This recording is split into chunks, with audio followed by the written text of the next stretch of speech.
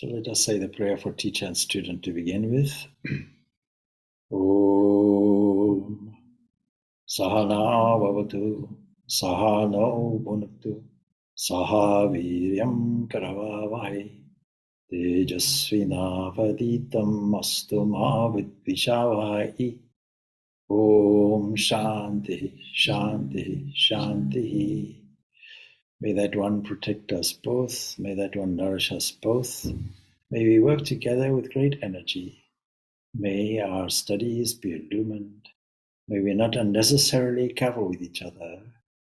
Peace, peace, peace be unto all. So you're all very welcome. And our talk is naturally on Ramakrishna because we're using today as the public celebration of his birthday. And his actual Titi Puja, as we call it, his actual celebration of the birth is actually on Tuesday. So a small prayer then also to Ramakrishna. Om Stapakaya Chidharmasya Sarvadharma Swarupine Avatara Varishtaya Ramakrishnaya Te Namaha. So our salutations to the establisher of universal religion and the embodiment of all religions, to the noblest of divine incarnations, we offer our salutations. So this opening prayer encapsulates the whole personality, of Sri Ramakrishna. But for those who don't know the biography, you can use the wonderful, wonderful exposer of all knowledge, and that's Google. So you see on Google a comprehensive biography of Ramakrishna. We can take a few highlights. Firstly, of course, today is not only the public celebration of Sri Ramakrishna's birthday, but also the beginning of Ramadan for the Muslims. And is also, of course, Mother's Day. So we wish all mothers well. And all of these tie into the life, believe it or not, of Sri Ramakrishna. Above everything else, throughout his whole life, we can see one single trait. Somebody who is an experimenter, a kind of internal scientist.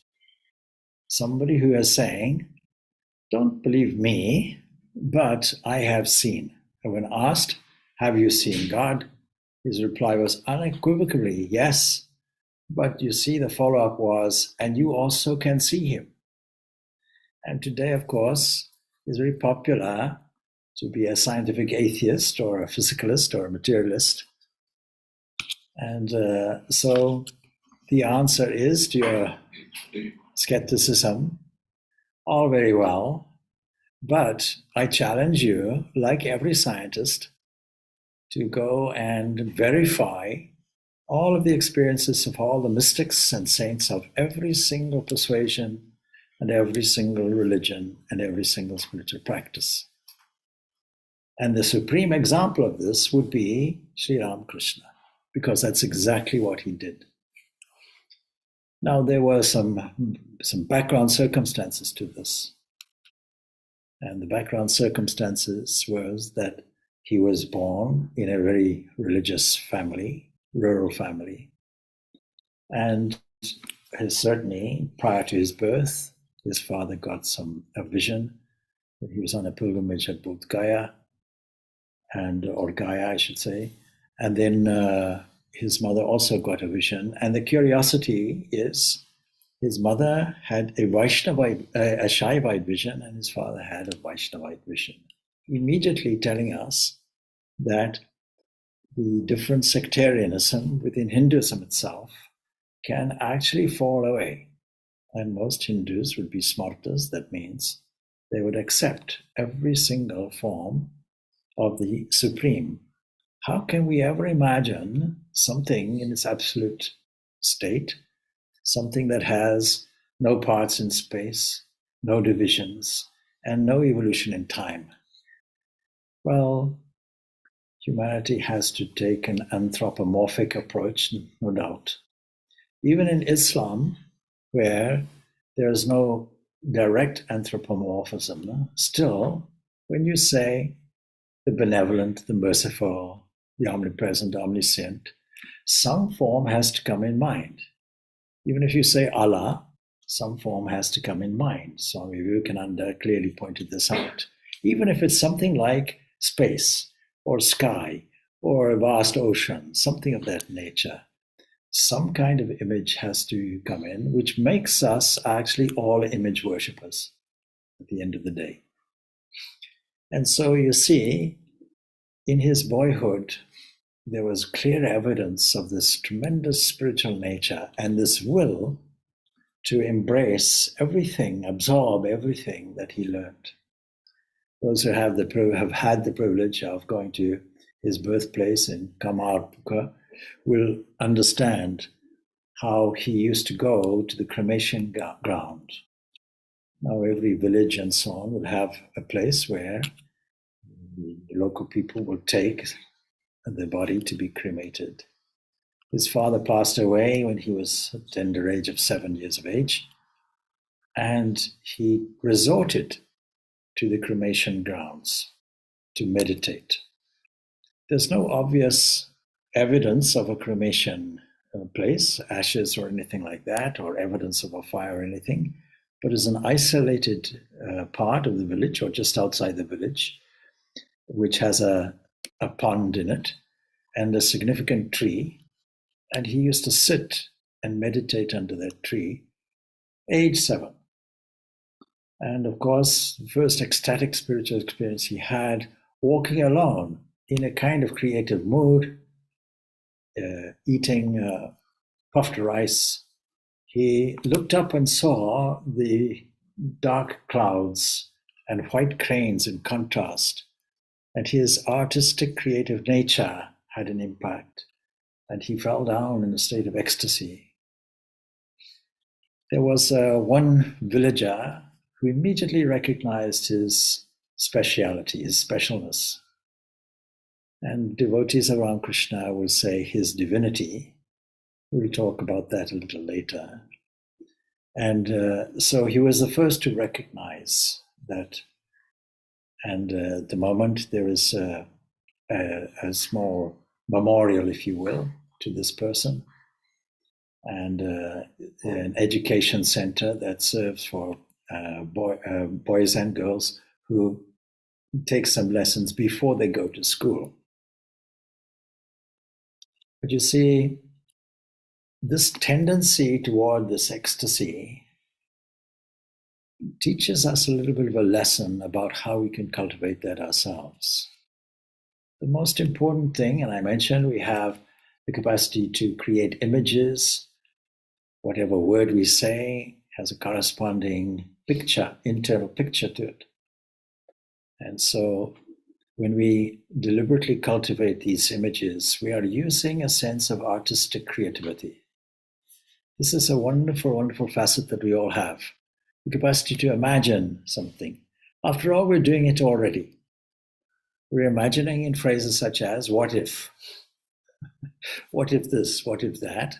That creates a lot of anxiety.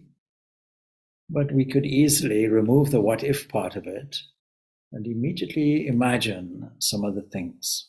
For example, when we examine a small plant, is it just a plant? Will we dismiss it because we're familiar with it, we pass it every day? Or will we see something profound and special within it? Will we see the whole divine glory within it on close examination? Will we engage all the senses? What today is popularly called mindfulness. Can we engage in a kind of mindfulness with all the things that we experience, the things that we see and hear and touch and taste? And the example of the cranes overhead is a true example of seeing something that is potentially ordinary, yet the artistic creative nature sees something extraordinary in it. And so in this way, nature is not ordinary. Nature is extraordinary. We just didn't normally notice it. You know, the old example, two people walking in ideal conditions, let us say on a summer's day in a park, and they are have the opportunity to engage the eyes with the beautiful scenery around, the ears with buzzing insects and sweet songs of birds, the capacity for the foot to feel what is underfoot, feel all the pebbles which are there, engage in a kind of massage, the impact of the rays of the sun against the skin, the air against the skin, the colors all around of flowers and so on. Chances are, if two people are walking together, they're oblivious of all of this because they're talking about the forthcoming referendum or something of that nature, or the American forthcoming elections, or any number of things, and completely disengaging in a wonderful, unique opportunity to engage in something profound, special, and something that creates an internal sense of rapture. And every second that presents itself is a second of opportunity for doing this. So immediately we can learn from the life of Sri Ramakrishna these kind of techniques, these kind of spontaneous, natural alignments that we can have to understand the glory of the divine. Now we call this the divine self in our Vedanta philosophy. We call this Atman. But this Atman, of course, is represented in many different forms. The family deity was Ram, and therefore all the brothers and so on and so forth were called Ram, even though Ramakrishna was called Gadada and was born in that way with that name. Still, we know that his father named all the male children Ram something, Ram Kumar, Ram this, Ram that, and so Ramakrishna was there. Now, Ramakrishna became a great devotee of Mother Kali. How is it possible? Brought up in a village with this family deity, well, you see, it teaches us another thing. It teaches us that there's a glory in this modern day and age in motherhood, because today is Mother's Day, we have to bring it up. And Mother, Divine Mother, is found constantly throughout Sri Ramakrishna's life. He took as his first teacher a woman, Bhairavi Brahmani. He worshipped his wife, Sharda Devi. And before she joined him at the age of 18, he'd already taken monastic vows from Totupuri. So they lived a monastic life. And yet, you see, there's an example for householders and monastics alike, how we can balance all of these types of things, all these spiritual paths.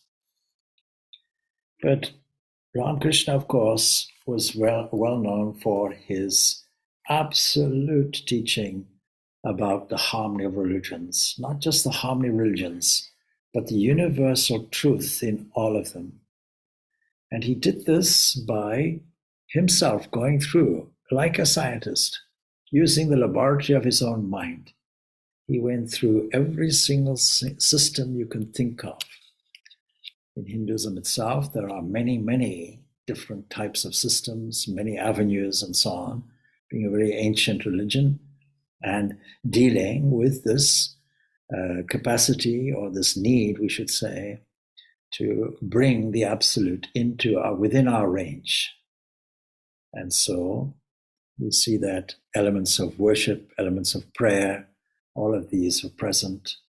And so Ramakrishna, by the time he got to the famous Kali temple in Dakshinaswar, something that he rebelled against initially, quoting convention on orthodoxy, and he was persuaded ultimately to take up a position of priesthood.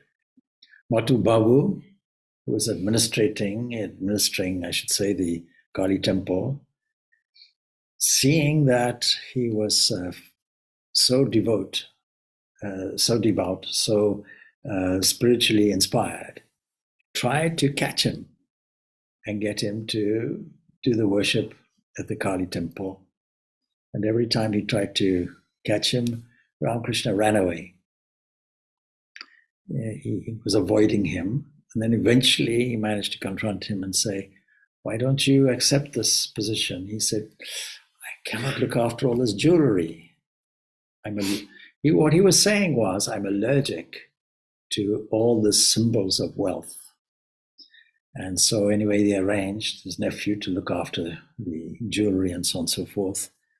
And Ramakrishna then takes up the worship of Kali, that is, the aspect of the Supreme in this particular form that was inspired by the originator of this nine minaret, if you like, or 9 spires that we call Dakshinaswar, this temple.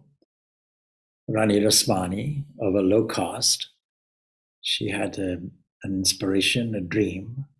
She was going on a pilgrimage and she had a dream, no, build a temple, please, in my honor, and I will occupy the basalt image. And so she did it, but she couldn't find a priest because all the priests said, oh, we cannot do this, it's a low caste woman. And Ramakrishna's brother, Ramkumar, eventually took it up. She registered it in Mother Kali's name, the whole property, and that left Ramkumar free. Ramkumar was Ramakrishna's brother, older by about 30 years. By the age of 16, of course, Ramakrishna was called to Kolkata because the family finances were waning. Ramkumar went to Kolkata to earn a living by teaching Sanskrit and also by doing the rituals of a Brahmin. And he tried to teach Ramakrishna. Ramakrishna spurned education. He'd done it already when he was small. He could accept arithmetic, but as soon as subtraction came up, he said, I cannot believe you can take anything away from anything. And so as a young boy, he refused to do any more mathematics on that. Again, he was more occupied with the artistic nature that he had, carving images, singing songs, enacting dramas, listening to the transit holy people on their way to the pilgrimage site in Puri. And so he said to his brother, I have no use, words to this effect, for a mere bread-winning education. I want to see God, is what he was saying. And he took this up at the Dakshinaswar temple in true earnest. And where he could not, outside the hours of the opening of the temple, do anything, he would go into the wild jungle areas. He would take off his thread. He was discovered by his nephew, who was horrified by the unorthodoxy of it. And Ramakrishna explained, there are 8 fetters, all to do with egoism, including hatred, including social status, caste, and so on and so forth. That when we meditate, we should take off all the symbols of that. That's why I've taken my thread. Don't worry, when I finish my meditation, I'll put it back on. So he was an unusual person of that type, looking at things from a different angle. When the statue of Krishna as a subsidiary temple at Dakshinaswar was carelessly carried and the leg was broken, there was created a conundrum because the priest said, oh, you have to now throw it away and you have to get another brand new one. That involves all kinds of rituals and so on and so forth, and doing that, a lot of trouble. And so Rani Rasmani was consulting this young man in his 20s by now, Ramakrishna, what shall we do? He said, if your brother-in-law breaks his leg, will you throw him away? Then please let me mend the leg. And he mended the leg in such a way you could hardly see the break. So he had the capacity to think from a different direction and teaches us again that that's what we should do. Confronted with problems, and a solution is always there, but we have to shift our perspective. And we have to learn to do that until our attention, or until our unconscious mind, more likely, gives us what we call a 20th elephant, that is a final solution somewhere. It can occur while we're walking, brushing the teeth, or doing something where the mind is not particularly occupied. and some creative idea comes to us. We call this inspiration. We have to have the patience of waiting a little bit. And if you want to put in theistic language, giving the problem to the Lord of the universe, saying, Lord, it's yours. Like taking a telephone call. Oh, Lord, it's for you. And then leaving it and seeing what divine grace comes as a solution. And it will come.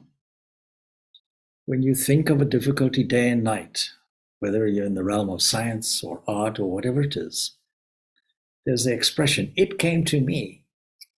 But of course, we know it's not something from outside, it's something from inside. And the universalism that Ramakrishna is teaching is universalism from this internal aspect. It's all coming from within. Worshipping the Mother Kali as he did, he was inspired by the great saints of the 19th century, or 18th century, I should say, Ram Prasad and others, who wrote beautiful songs and had visions of Mother Kali as a result. And he was known to sing these beautiful songs, replicating these 18th century mystics. And he was convinced that he could see Mother Kali. He was convinced on the basis that other people had done it.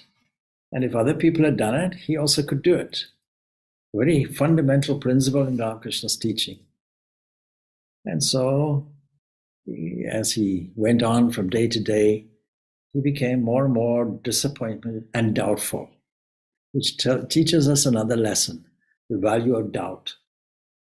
Not in a pessimistic way, but in a hopeful way, eventually. But eventually, desperation came in. He describes how he saw the sword by the Mother Kali and how he rushed toward it, life not being worth living without a vision. And so what did Ramakrishna teach in terms of the goal of human life? To get a vision of this eternal that we call in the English language God. But God comes from the Germanic hud, G-U-D, and that comes from the Sanskrit hutam, one worthy of offering something to. And so a vision of this. Now, when we say God, we're immediately in the dualistic realm. And so people ask, Ramakrishna was a universalist, yes. But in the Vedanta philosophy, we have three approaches. These three approaches are supplementary aspects. And the most natural thing is to think that we are in a circle and God is somewhere outside. And so when we're in trouble, we look for that, maybe on a Sunday, bring him out of the cupboard, put him back on Monday, and wait for the next week. So that's not an invalid position. It's still a valid position. It's better than nothing. But as we get more acquainted with this entity, then we bring that God into the inner circle. We start seeing that within all beings, and all the scriptures will tell us, seeing the self, the divine self in all beings and all beings in the self. That's the absolute formula throughout the whole of the Vedanta scriptures. And so seeing that, not just seeing that, but feeling it, then compassion yields to worship. And so in that worshipful aspect, we can see that. And so, yes, Ramakrishna was a dualist, but he was also a Vishishtadvaita, a qualified non-dualist, seeing that being everywhere.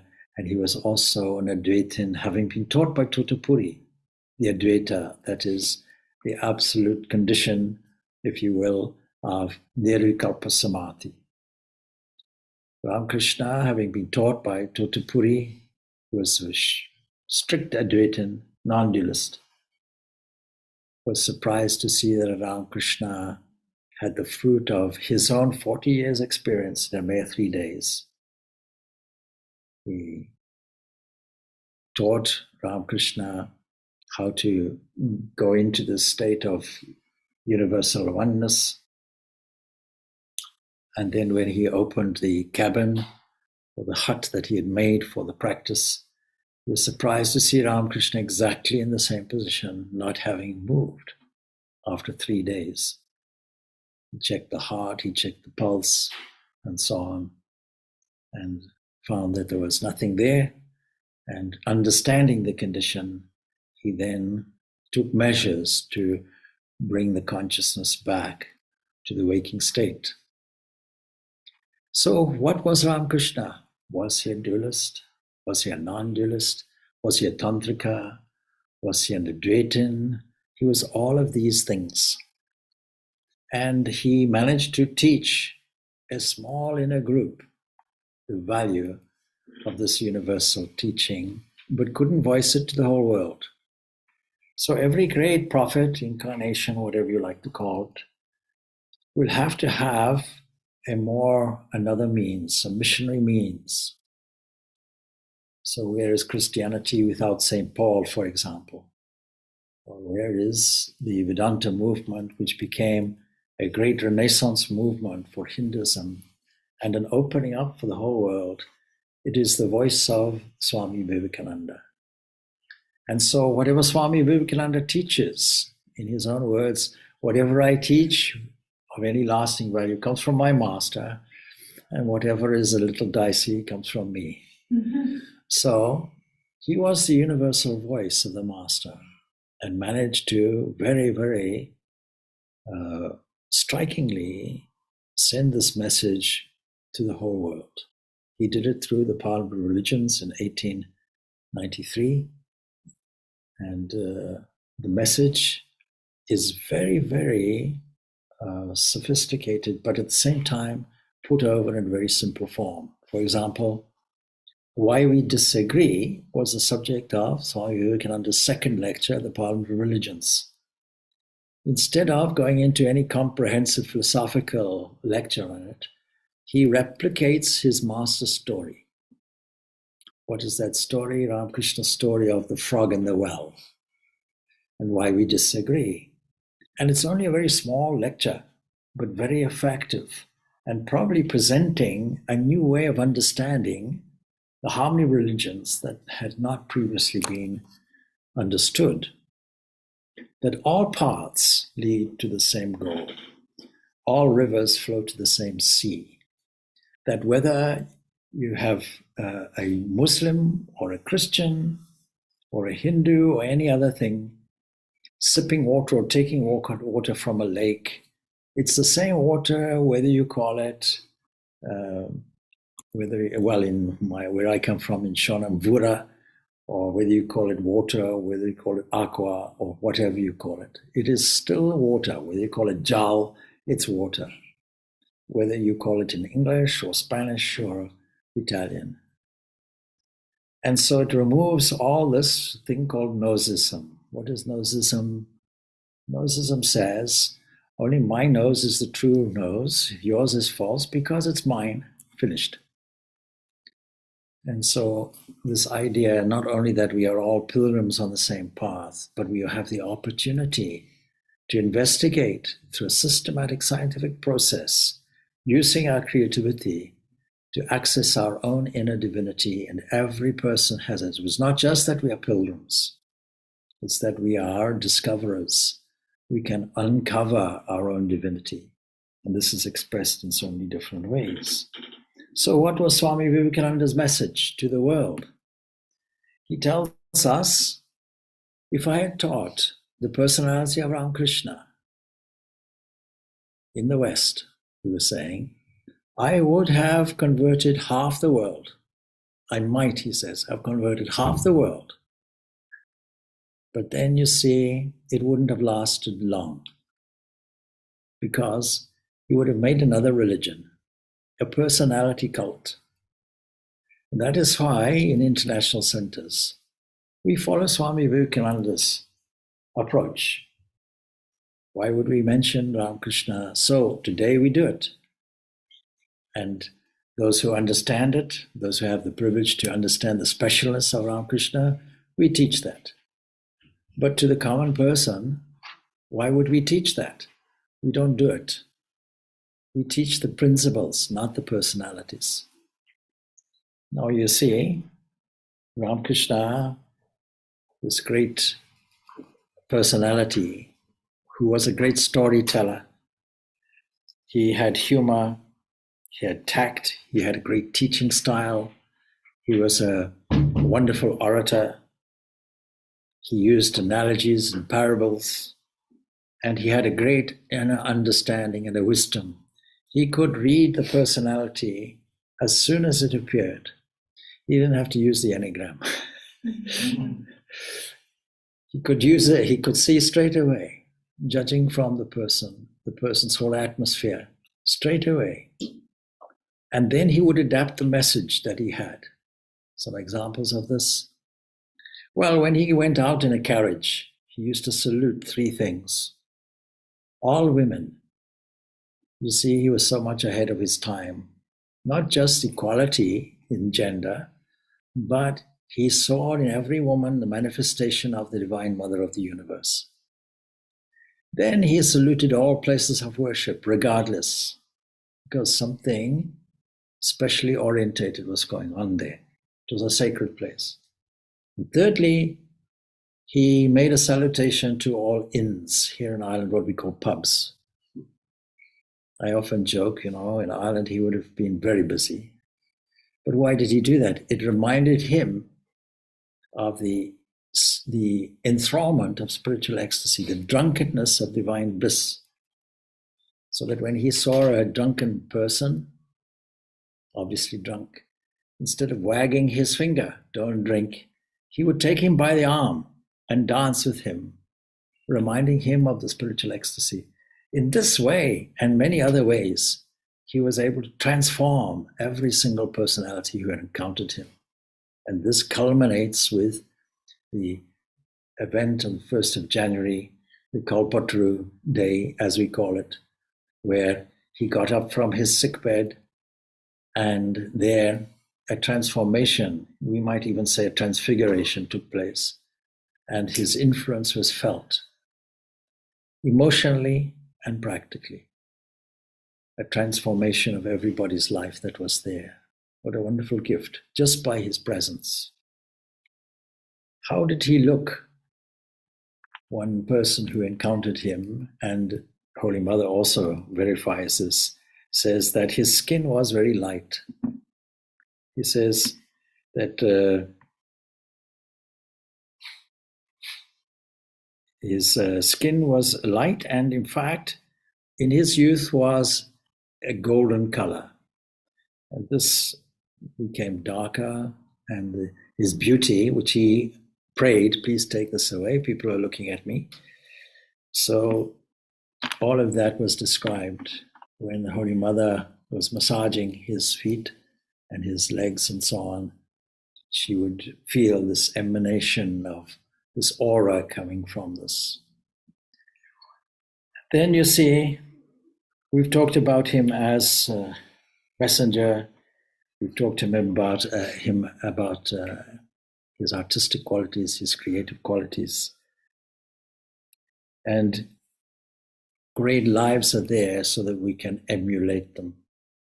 Swami Vivekananda, even in his youth, at the age of, let's say, 19, he wrote in Bengali an introduction to the Christian text, to the Imitation of Christ. And it was a one book, along with the Bhagavad Gita, that he carried with him on his wanderings throughout India. So what do we get from that? An imitation. We take these great, great lights, these great inspirations, and we try to imitate them. So that means you all have to grow beards. No, I'm joking. It's not true. But you see, it's not that kind of imitation. The kind of imitation will be to follow his teachings and that intrinsic formula that he gave, which was something, as I say, like a scientific method, an experimental method. That means we approach spiritual life with a sense of adventure and sportsmanship, taking it as an adventure, not as a burden, not as a struggle, not as a chore. Swami Vivekananda was famous for saying, if you see a man with his chin down by his knees, this is not spirituality, more than likely it's dyspepsia. So all of these characteristics are there, but the primary thing is, how do we imitate this personality, and how do we spread this message of Vedanta, which is clearly why Sri Ramakrishna came. And Ramakrishna, for those devotees, will be seen as an incarnation, a divine incarnation. Everyone would have taken it like this. However, is this something that we should teach? We have maybe some Christians, supposing you say, oh, Ramakrishna was an incarnation. How will they take it? They'll take it as a theological fight. We only have one incarnation, it's Christ. How can you say this? And that spoils the whole message. If you say to a Muslim, oh, you see, we believe that this was this incarnation, already they're fighting with Christians theologically and saying, we don't believe that Christ was, we believe Christ was a prophet. We don't think that he was in any way had any divinity.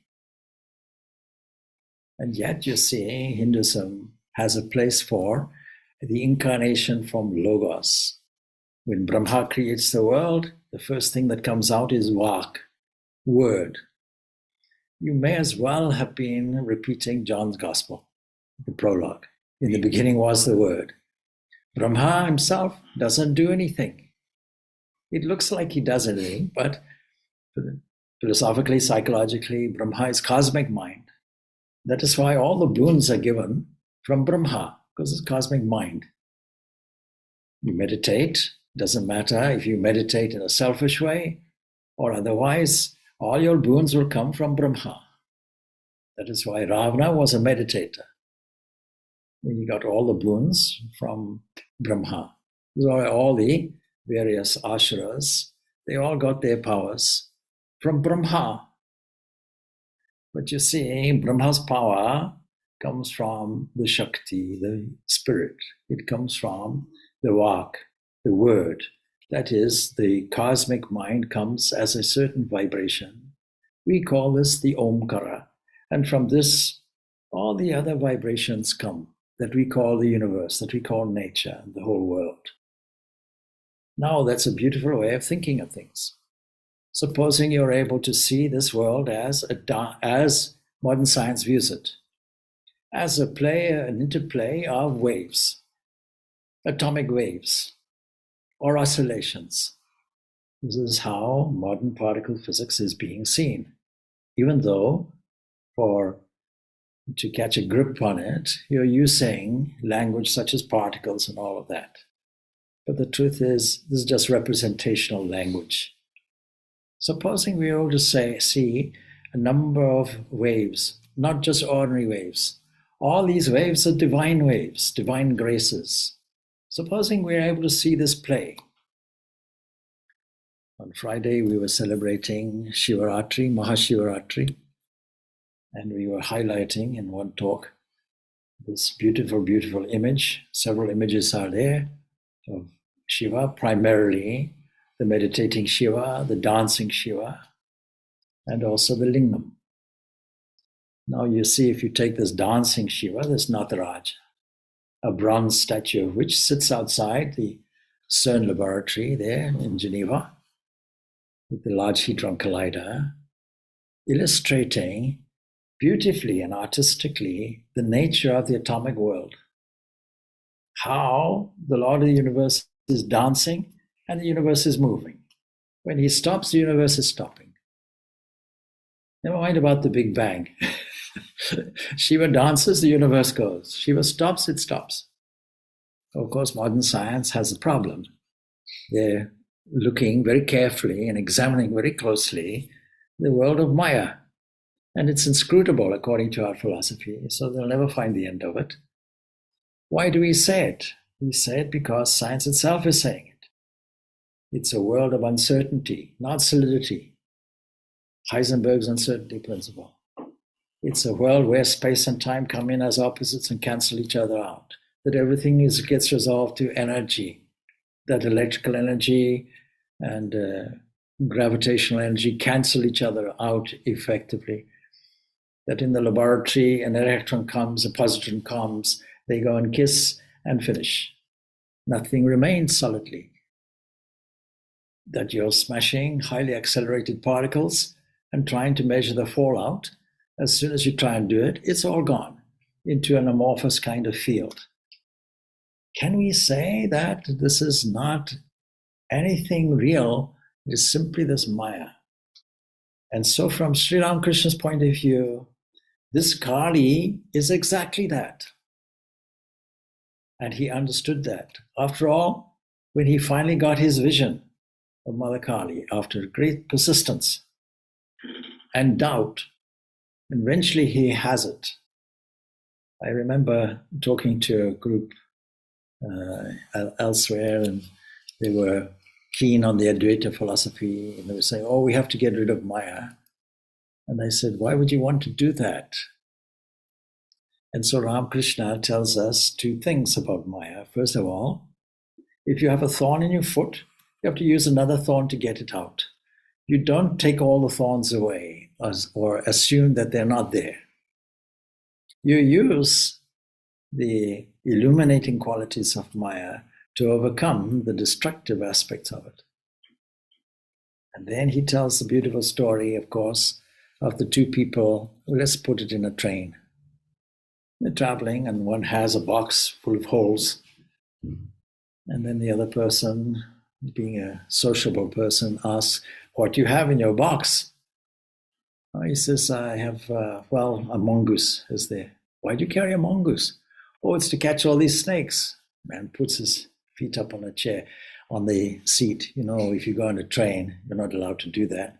But he couldn't resist. He's looking desperately. Oh, where? Where are the snakes? Oh, no, not to worry. They're imaginary snakes. Why do you carry a mongoose for imaginary snakes? He says, don't worry. It's an imaginary mongoose, as he opens the lid. You're using an imaginary mongoose to catch an imaginary snake. This is how Ramakrishna teaches such things as Maya. What beautiful examples. Bringing it down for our understanding and entertainment. What spiritual life is no fun unless it's entertaining as well. Today, of course, we have a new opportunity. Swami Vivekananda described the commencement, if you like, of a new era with the birth of Sri Ramakrishna. And the birth of Sri Ramakrishna, he describes it as the beginning of the Satya Yuga. The Satya Yuga, an area of illumination, positivity. It doesn't look like that. It looks like war and so on and so forth, but it's always looked like that. When the Normans came to England in the 11th century, they went on a destruction campaign. They went and destroyed and burnt all the crops in the north and so on, set up castles and did that kind of thing. Inhumanity, an inhumanity campaign. So it's been going on all these years, no doubt. It's only that we are highlighting this in these modern times. But why would we say that it's the beginning of a Satya Yuga? It's because there's a renaissance. If you look carefully, you'll see that with modern technology, increased communications, we're in each other's laps. We cannot avoid each other. And we have to understand that the solution is in this ancient dictum, ekam sat vipra bahuda vadanti. Truth is one. But wise people call this variously. Call it what you want. It's the same thing. And how do you know it's true? Well, we know it's true because Ramakrishna experienced it and said you can also experience it. When you get to that unity of existence, well, then there's no second. You all have tested this out every night when you go to sleep. You go into an amorphous condition of dream sleep, a kind of a blank, and there, what will you find? Well, peace, that's all. Because there's no second person to quarrel with. So the deep sleep is a wonderful, wonderful example of being close. You should reframe it. Don't say it's sleep, I go to sleep. Say, no, I sit in the deep presence of the Supreme, of my own dear self. One step further, a fourth condition, that is the witness, the knower, the thinker, that we describe in philosophy as Atman, the self. So what should we do about Sri Ramakrishna? Should we teach the personality? Vivekananda never did it. But what was his private view? His private view was, he is the greatest incarnation of all. There's no other record of anybody who has experienced and experimented in the same way.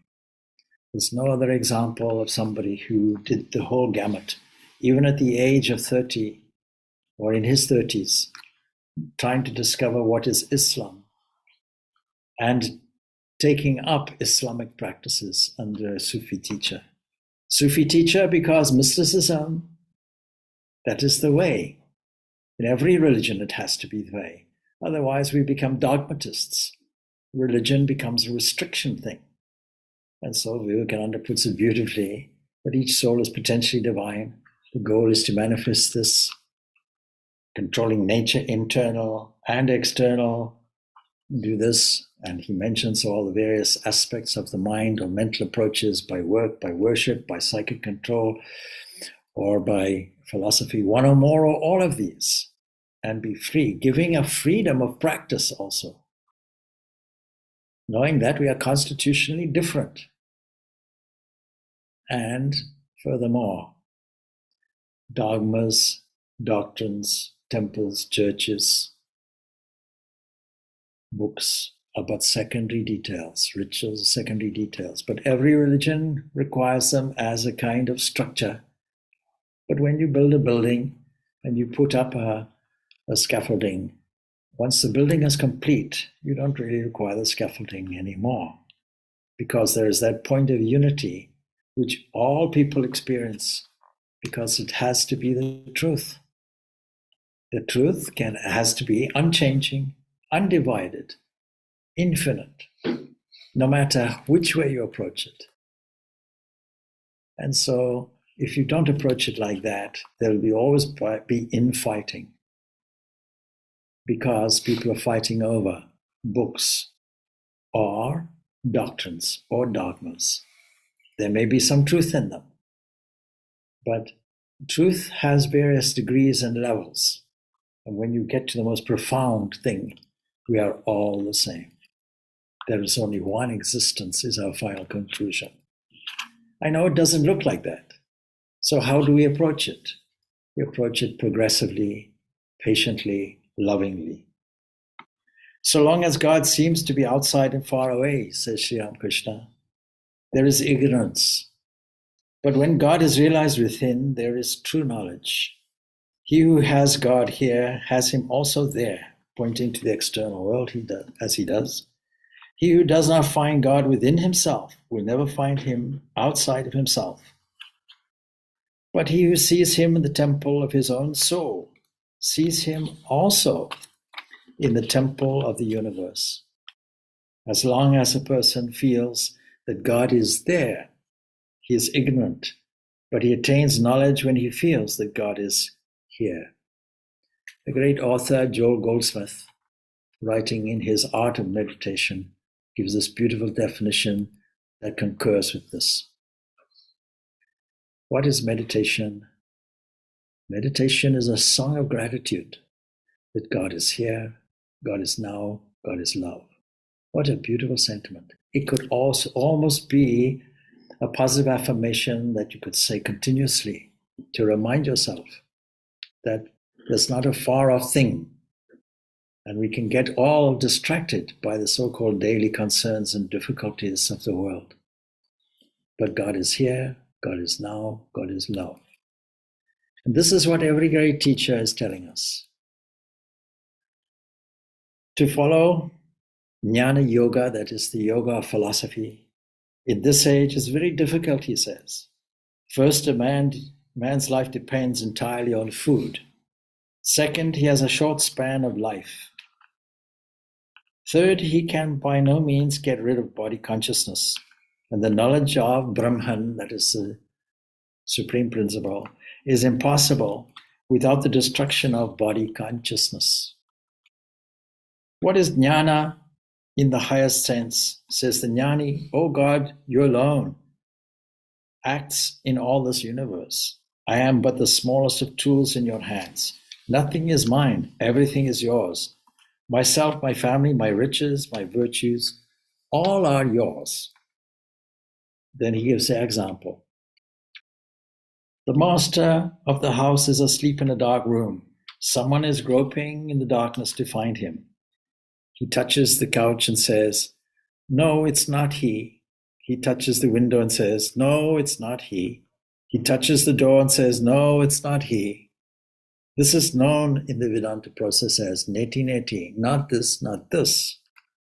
At last his hand touches the master's body and he exclaims, "Ah, here he is." In other words, he is now conscious of the existence of the master. He has found him, but he doesn't yet know him intimately. Then he says, "I have seen that the knowledge derived by reasoning is of quite a different kind from the knowledge derived through meditation. And quite different from this again is the knowledge that dawns by his revelation. Knowledge leads to unity, ignorance to diversity. The jnana yogi says, I am he, but as long as one has the idea of the self as the body, this egotism is injurious. He does not help one's progress, and it brings about one's ruin. Such a person deceives himself and others." Then he talks about bhakti. Bhakti is single-minded devotion to God, like the devotion a wife feels for her husband. It is very difficult to have unalloyed devotion to God. Through such devotion, one's mind and soul merge to him, or merge in him. Prema means such love for God that it makes a person forget the world and also his body, which is so dear to him. And then he reminds us historically, Chaitanya Deva had prema, ecstatic love. God cannot remain unmoved. If you have raga bhakti, that is love of God with passionate attachment to him, do you know how fond God is of his devotees and of his devotees' love? It is like the cow's fondness for fodder mixed with oil cake. The cow gobbles it down greedily. You should remember that the heart of the devotee is the abode of God. He dwells no doubt in all beings, but he specially manifests himself in the heart of the devotee. Now we find echoes of this in the Kathopanishad, for example, which gives us an example of how we can view the body, human body. Human body is Ekadaram, is the Ekadasha Dwaram, that is 11-gated city, and these apertures here will be 7 gates, and 1 gate will be the navel, and so on. Every aperture there, 11 in total, including Brahmarandra, where the royal entrance is. It's a way of viewing this body. If you view it like that, then the emperor or the universal ruler sits inside. Because of that presence, everything functions well. And so this is personalizing it and saying the personal God. So it's taking the same principle, but putting the personality in it on the basis that most people feel embodied in this day and age. In the ancient days of the rishis, it wasn't the case. Jnana yoga was sufficient. The process of discernment was enough.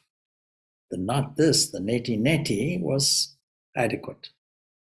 But right now, we have the challenge, the Kali Yuga, which says that devotion is primary way for most, love of God.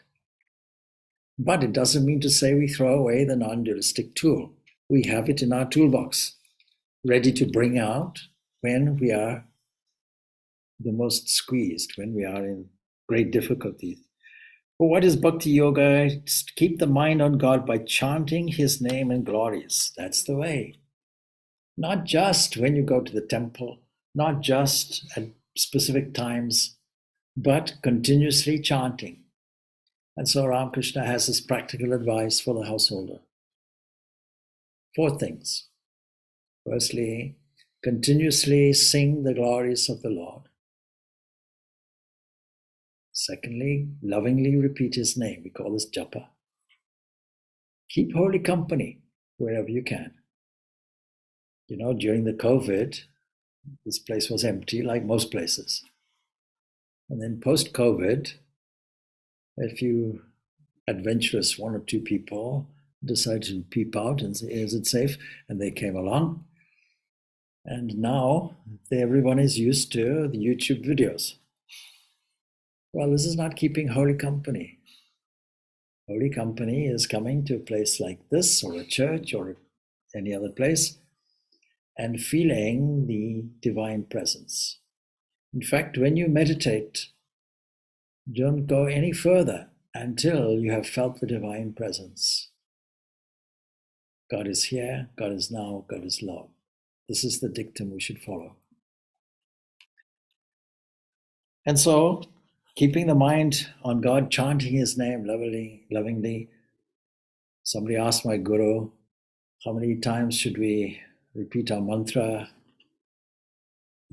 His answer, 24 hours of the day, all the time.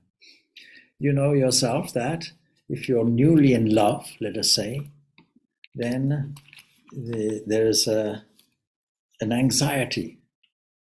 What is that anxiety? You see a person's look. What's wrong with you? Oh, I never received a text today. Next moment, very happy. What happened? Oh, she sent me a text. Something like that. So you see, when you repeat lovingly the beloved's name, what happens? Their presence is immediately there, because name and the concept are the same thing. But you say it with feeling, naturally. Otherwise it becomes dull, repetitious, and excellent for insomnia, but nothing else. All right. So I think that's a little bit on Ramakrishna, his life, his remarkable life. And so may Ramakrishna's blessings be on us all. May we learn to emulate, study his life. You see, his biography is contained so beautifully in the Leela Prasang that is published in English as The Great Master in 2 volumes. And there we find the most comprehensive biography. Why most comprehensive? Because it is from Swami Sri direct disciple, who was inspired to publish this in various articles and bring it all together. First-hand witnessing of his master and his master's life. That's the first thing. We can see condensed versions of it. The first biography that came out was the French savant Romain Rolland, who was so inspired by his life. And he subsequently wrote a biography of Swami Vivekananda also. So this is the message. He says in this book that the life of Ramakrishna has encapsulated the antiquity, I'm paraphrasing, the antiquity of the whole history of Indian spiritual life in one small single life, that he had read every page of the book of life. Imagine, in a single life, in a mere 50 years. Om Shanti, Shanti, Shanti. Peace, peace, peace be on all. Thank you, Swamiji. Thank you. Thank you, Swamiji. Thank you, Swamiji.